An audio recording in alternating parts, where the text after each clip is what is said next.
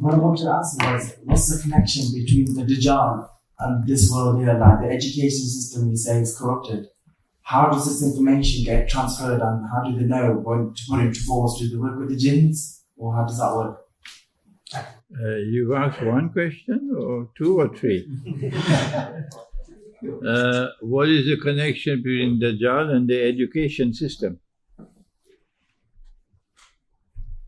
Remember what he has on his forehead? Kafir. So, his objective is to take you to kufr.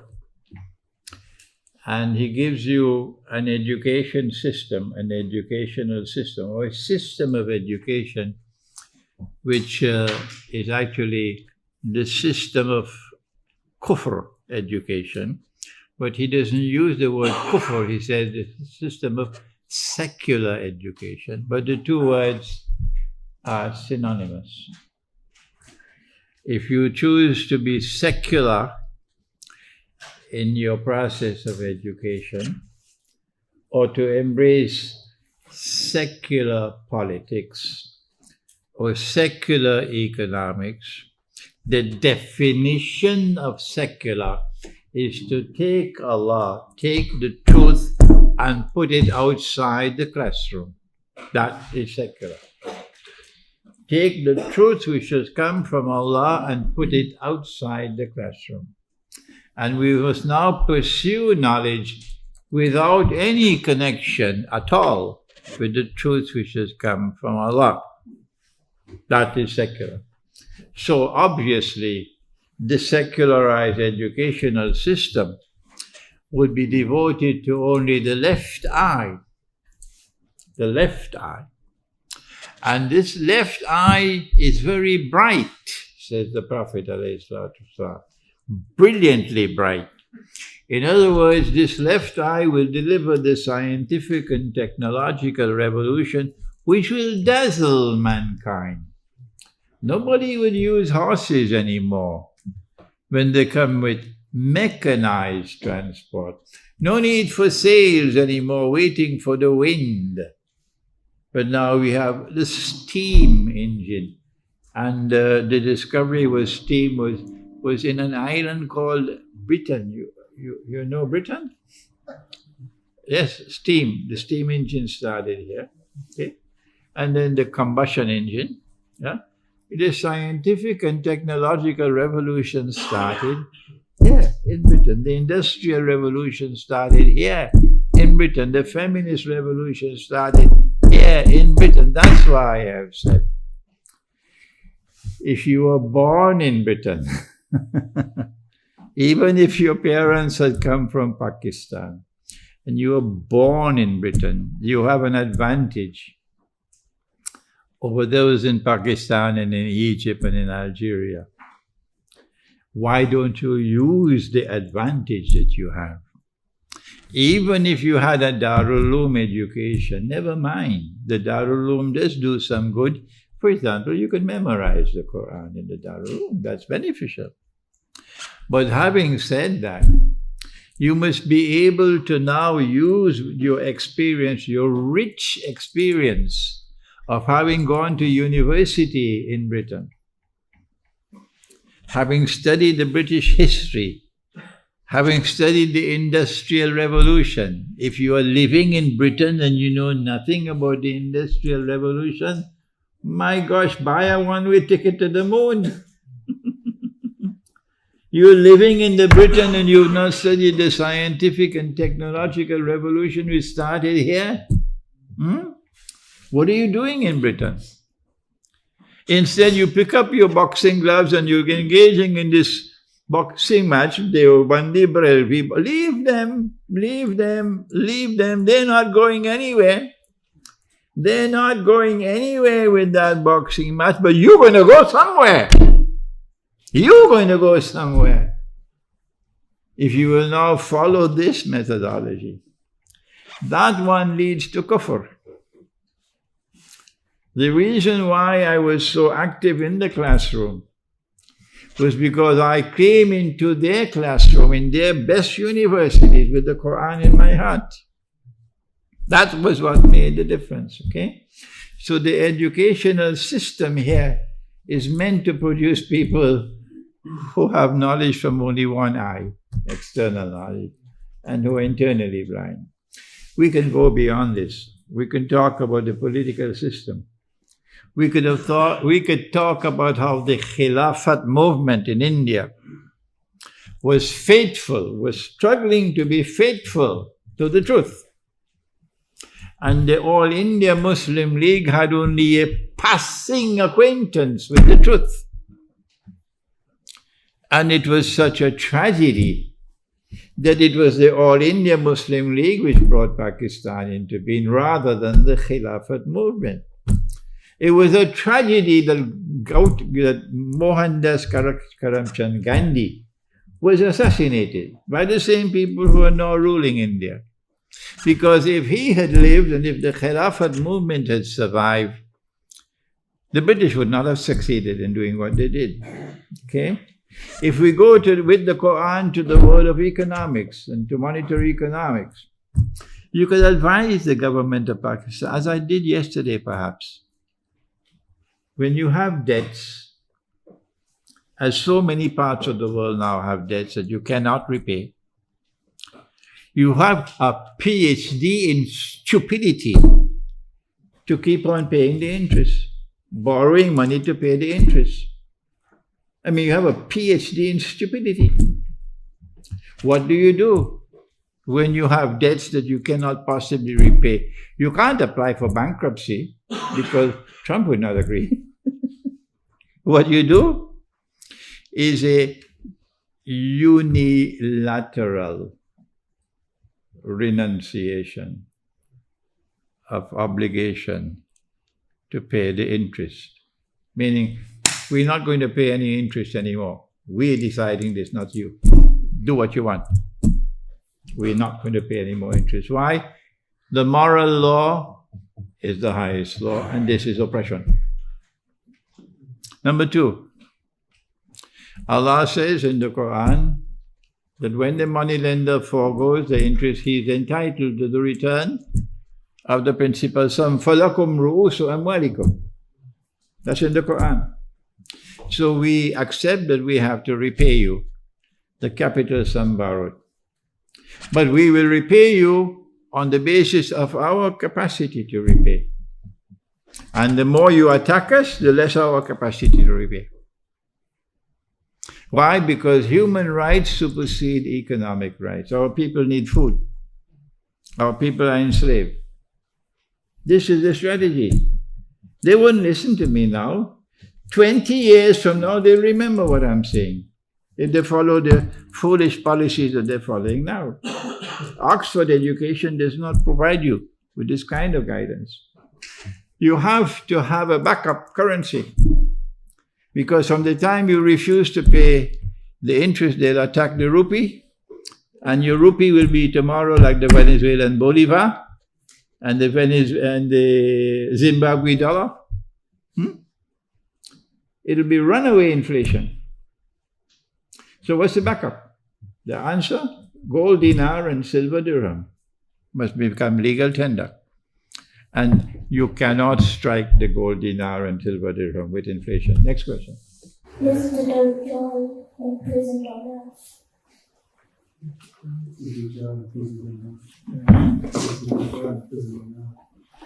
Is the Dajjal imprisoned on earth? No, he's not.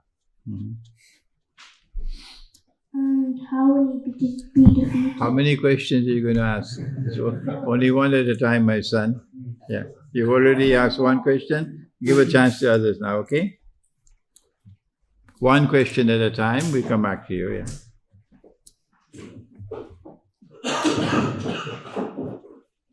Bismillahirrahmanirrahim. Wassalatu wassalamu ala al-mursaleen.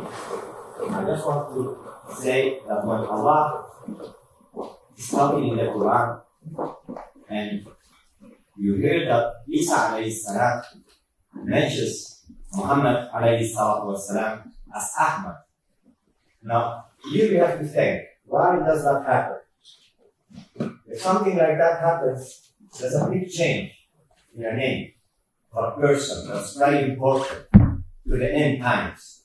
And the one who's doing it is an ayah for the end times. His name is Jesus. Why do we know that? Because Allah, when they tried to sacrifice Jesus, Allah said, what should be halal? So that's where we can find the mutashabihat in it. So why would he call Muhammad alayhi salatu wasalam Ahmad? Because that's a name that's made from his heart, from his love. We cannot change someone's name to something more, how do you say it, more beautiful and more kind. If you don't love that person, if you don't have love in your heart. For example, when we look at Dajjal, and we say, is Dajjal on the earth? People say no, but I can see him all around me. While the Sheikh is talking about this lecture, the only thing I mentioned here that people are playing with smartphones and keeping their child busy with the smartphones and doing stuff that is actually not meant to be how we used to sit and listen to the Sheikh. That's where knowledge escapes you. When you want knowledge, you have to open your heart and listen with the wisdom of the Lord. And let them talk and speak through you and use your heart. When that happens, you will shake the earth. And don't be scared to speak the truth. And don't just mention stuff what you don't know what you're talking about. When you copy about something and you are asking a question, it must not be personal. You must be knowing where you're talking about because this is knowledge. Not to go home and think, oh, well, I have this problem, so I'm going to ask that. No, that's when you do it in your private time. You take care of yourself, and when you are here for the whole Ummah, you have to talk for the whole Ummah. That's all. Well, I am astonished. I'm astonished, really, to learn that while I was lecturing, some of you were busy with your smartphones. It's very sad for me. Yes. Okay. I was not like that when I was a student, not at all. If my teacher is teaching, I have to pay undivided attention to him while he is teaching, which is why I'm sitting today teaching. So you have to be careful in an assembly of knowledge to show respect for knowledge. Yeah. So there's a question Thank you. online, which is, what are your thoughts on Imran Khan, and do you think a new house of knowledge can be built in Pakistan? I believe that the new Prime Minister of Pakistan is an honest man. He's not a thief like those who preceded him. Yes. I don't think also that he can be bought with US dollars and with a house in Hollywood and with his son attending an American university and so on, or with a beautiful American woman. No, I believe that this man will put Pakistan first, which is why his life is in danger.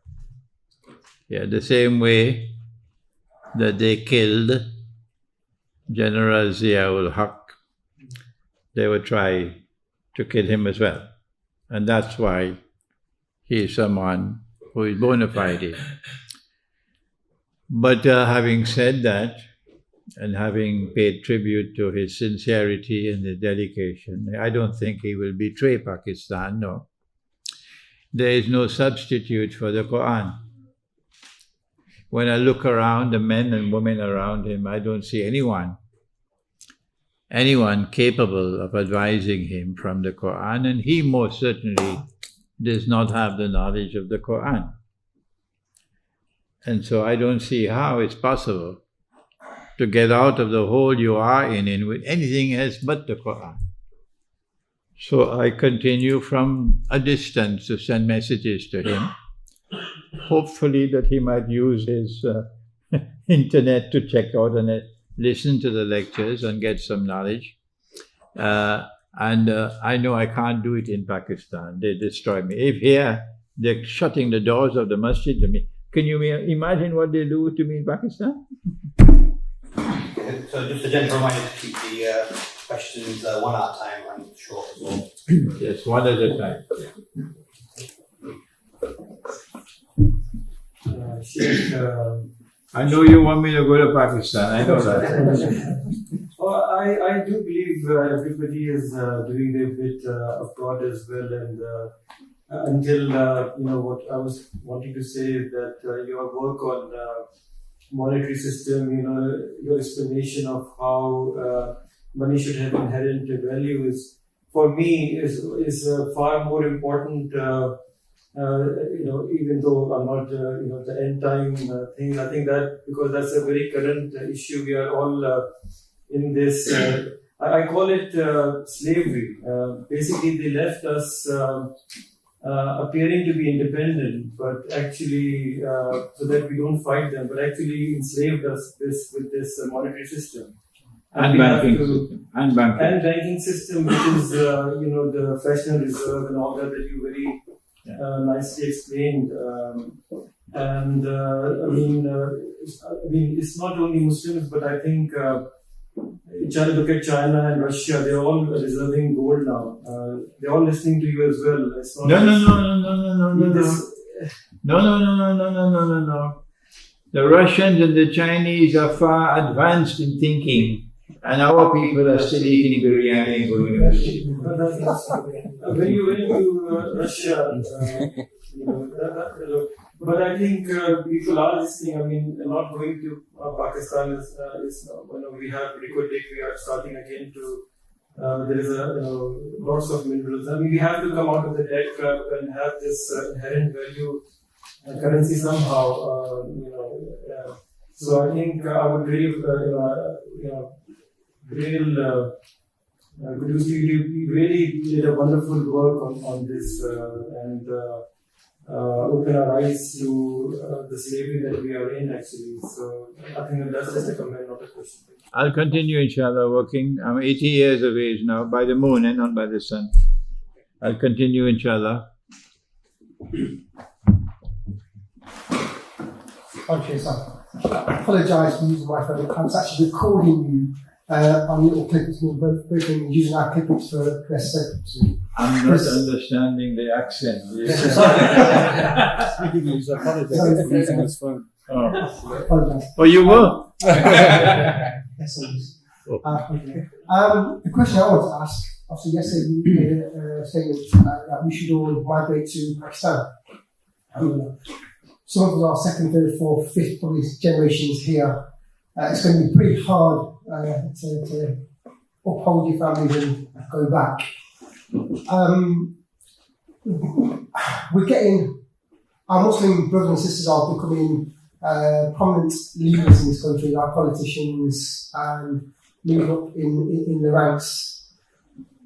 What if more of our Muslim brothers and sisters became prominent leaders in this country, and Allah subhanahu wa ta'ala give them more diet towards Islam, and this became a more force of Islam in this country, then what would you say to that? How would we expand our Islam further in this country with that sort of?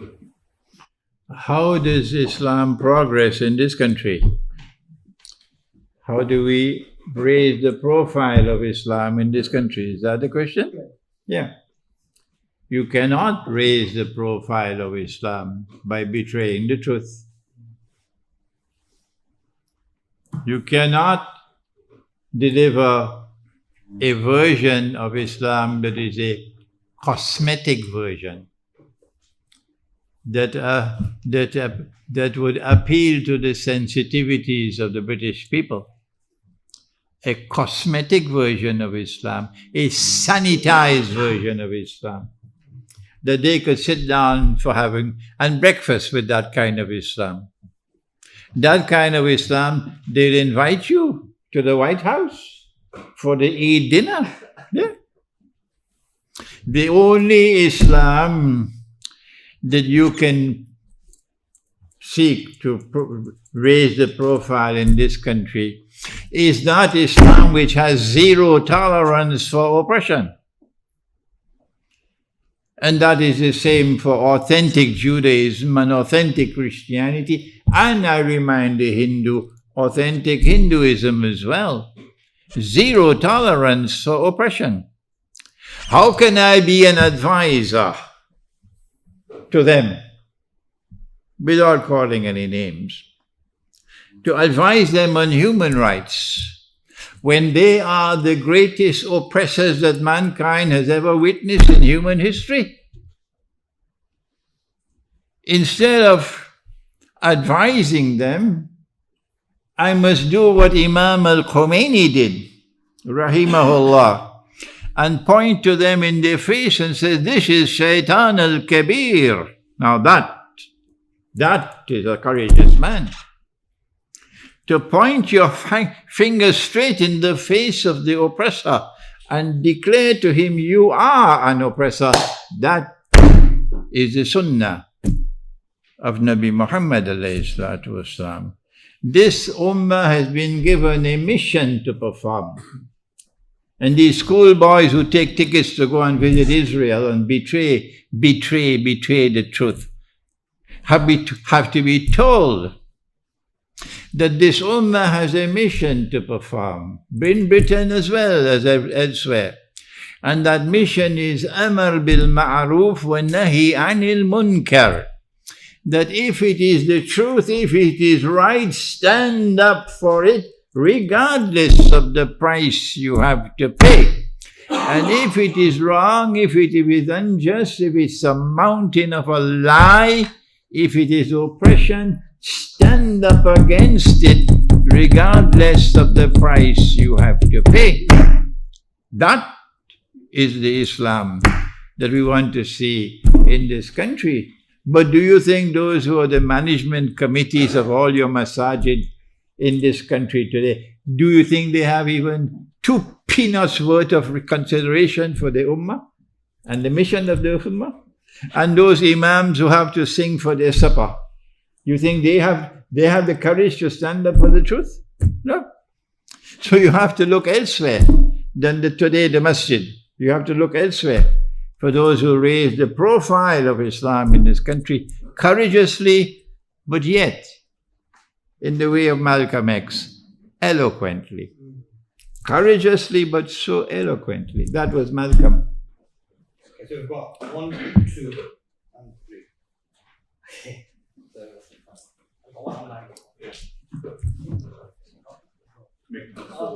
With a shorter one.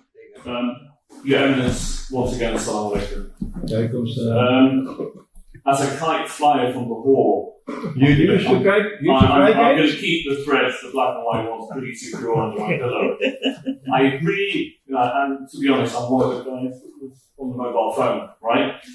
I agree with the need for a realigned house of knowledge, recognizing the spectrum of knowledge emanating from our centers of learning are not producing thinkers, right, and are deficient in discourse, hence advising governments is a far-fetched idea in that regard.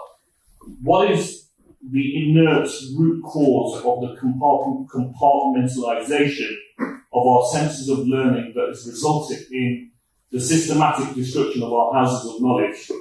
What deficiencies, the question is, what deficiencies or weakness on our part has invited this nefarious destruction? That's a good question. And I wish I knew the answer.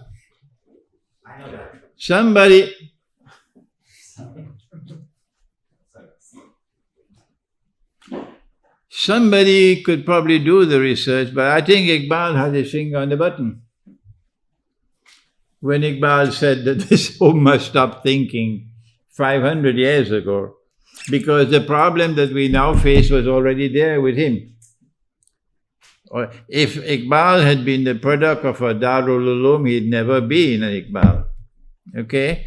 My teacher of blessed memory, Maulana Dr. Muhammad Fadlur Rahman Ansari, he did not go to a Darul Uloom. No. And I am not the product of a traditional Darul Uloom. No. Somewhere along the line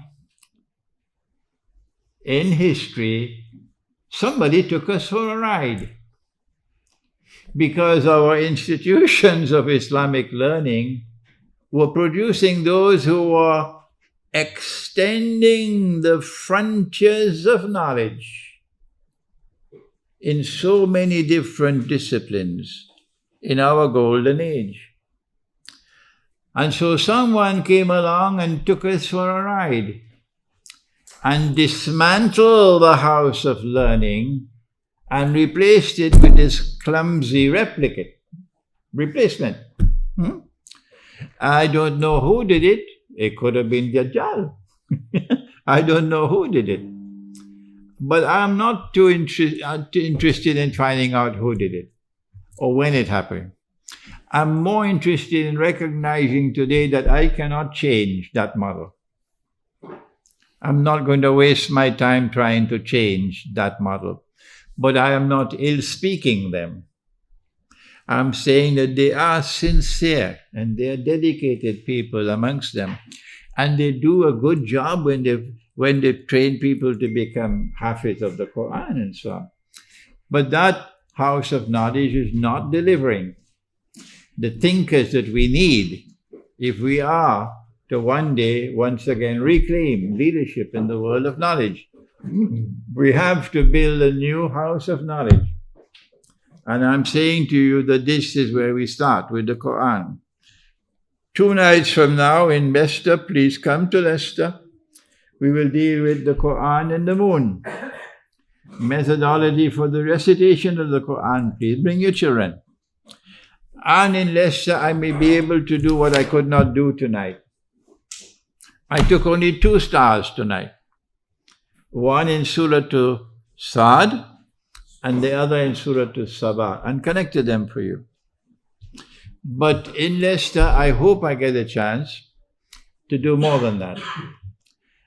To connect about 10 or 15 different stars for you. That's going to be a lovely pattern on the Christian in the Quran. Okay, so there's one online and then I'm going to go straight to you.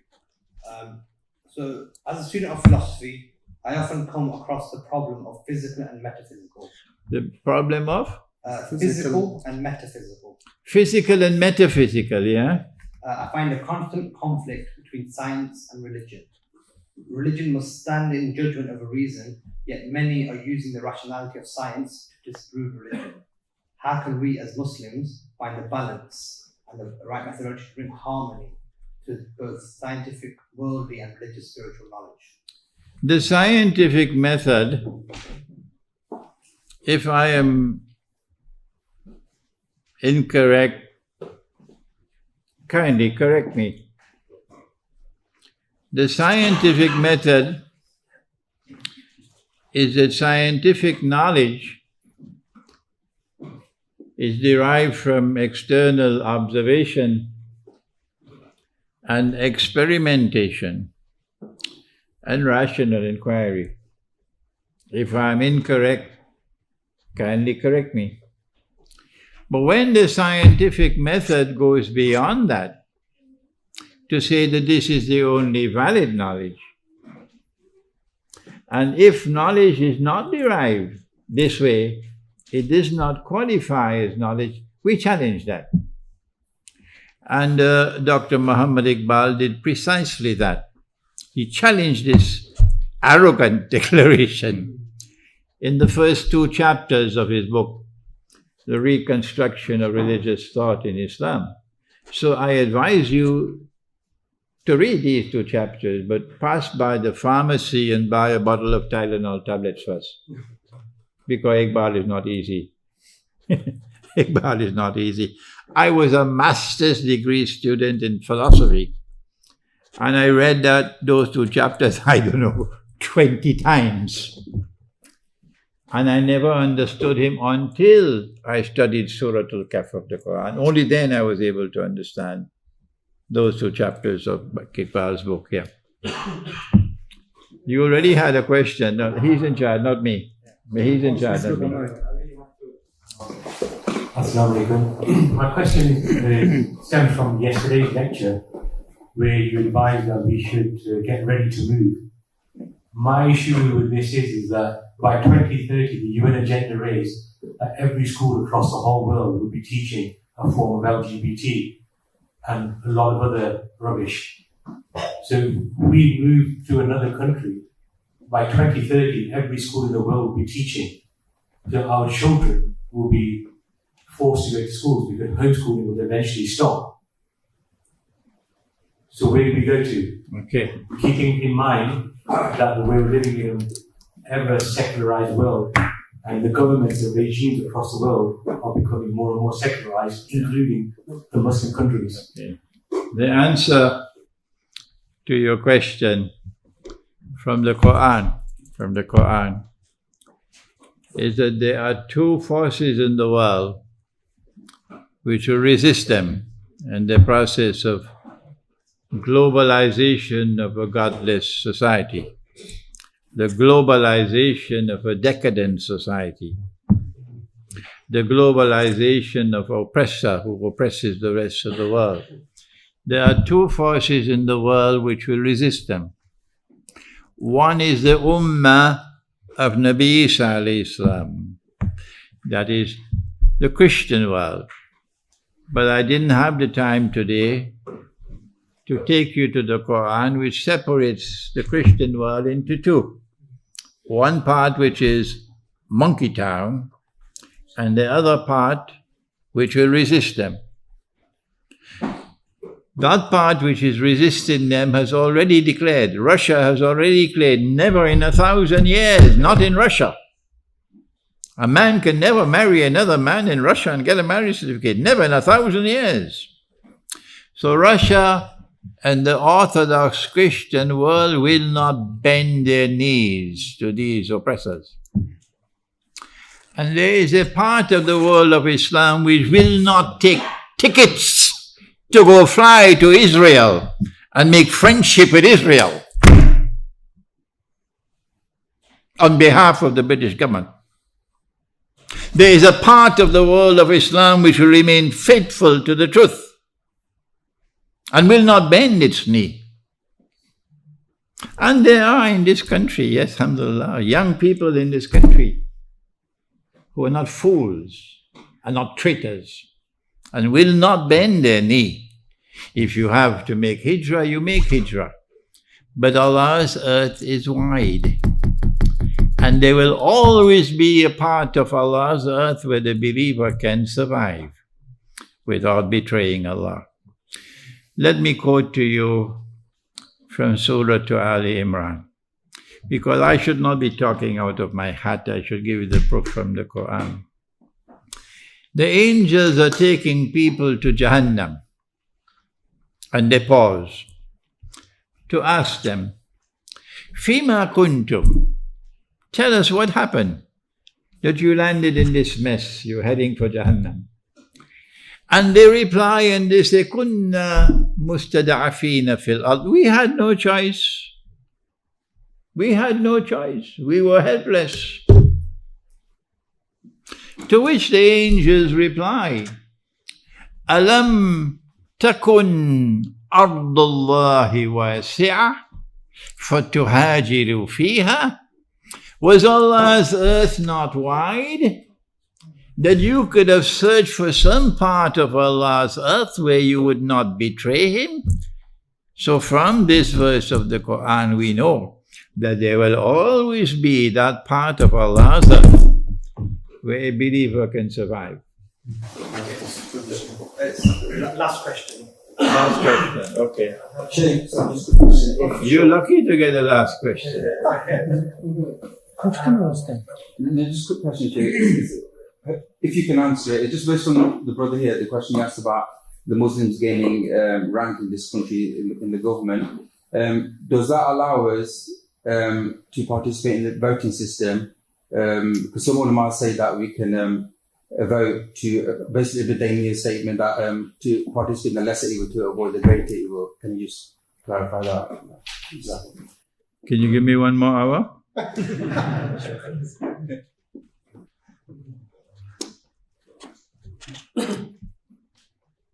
We are being tested in Akhirul Zaman.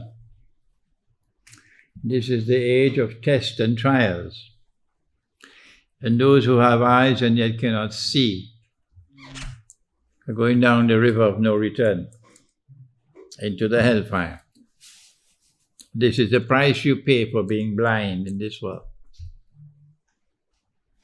If the Khilaf, if the Khilafat movement had not been destroyed, when Mustafa Kemal pulled the rug from under it by abolishing the Khilafah, and I feel so sad to say, if Dr. Iqbal had not played the role that he played, if the Khilafat movement had survived, we would have another political model in post-British India. And if Gandhi had not been assassinated, the Hindus would have had another political model than the Republic of India. The Muslims wanted a political system in which they could live as Muslims. The Hindus wanted a political system in which they could live as Hindus. And these two communities would have searched for a modus vivendi, a means by which they could live together harmoniously. But the British did not want that. They wanted you to be sucked into and embraced by their political system, which was built on shirk. If the Darul Uloom was playing the role it was supposed to play, it would have already analyzed the political system which has come from modern Western civilization and declared it to be kufr, written on his forehead. But the Darul Uloom is not playing that role. It's not just in politics, it's in economics as well. It's in the monetary system as well. It's in the educational system. It's kufr everywhere.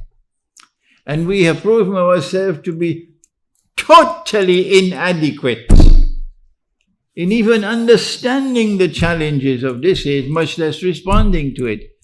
Those who go and vote in the elections of the modern secular state, on Judgment Day you'll be informed that you have validated that political system by going and voting in the system. You have validated it, and it is built on shirk. Those who refrain from voting, like I have refrained from voting, are saved from the shirk. But if you insist you want to go and vote, I have not been appointed to stopping you. Go and vote, by all means. But on Judgment Day, don't cry, don't come to me. Yeah, you stand up on your own legs and defend yourself before Allah. If you don't know the subject and you're acting on the basis of your own ignorance, then you're a fool. You're a fool. Because Allah gave you the Quran as guidance and you never bothered to go to the Quran. So here am I in Britain, I'm here to teach you to think. And here to invite you to return to the Quran to understand politics, to understand economics, to understand the market, to understand what is money. This is the work I'm doing.